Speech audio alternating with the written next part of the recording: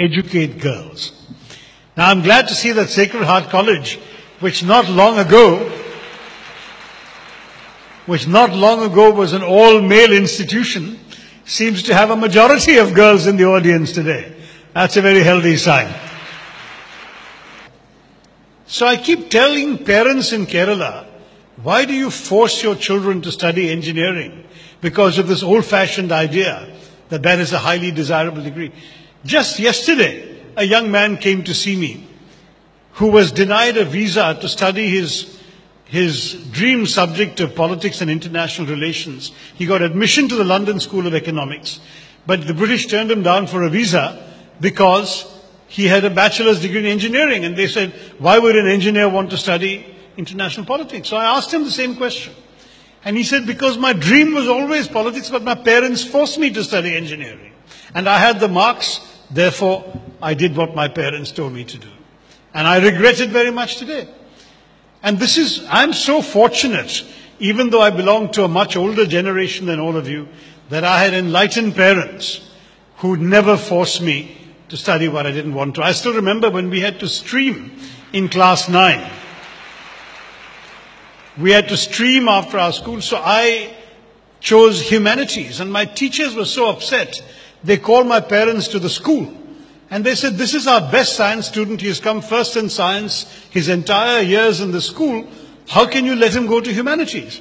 And my parents, like good Malayali parents, had wanted me to be a doctor or an engineer. So they looked at me with shock and said, what's the matter with you? Why won't you take science? And I said, because I can't stand the subject. And they said, but you come first every exam. So I said, that's because I know how to take exams. But 2 days after I've taken the exam, I forget everything I've studied in science. Whereas you ask me about history or literature, I can tell you even today. And I'm grateful to my parents that they respected my wish and let me enroll for humanities. And I have led the life I have led as a humanities graduate. I continued doing well at exams, and I'm sure that helped. But at least studying what I wanted to study, what I enjoyed studying. So that, to my mind, this is one great lesson that I keep trying to drill into every parent I can come across. Let your children study what they want to study. They're the ones who have to wake up in the morning and look forward to going to work. Don't ask them to fulfill your dreams.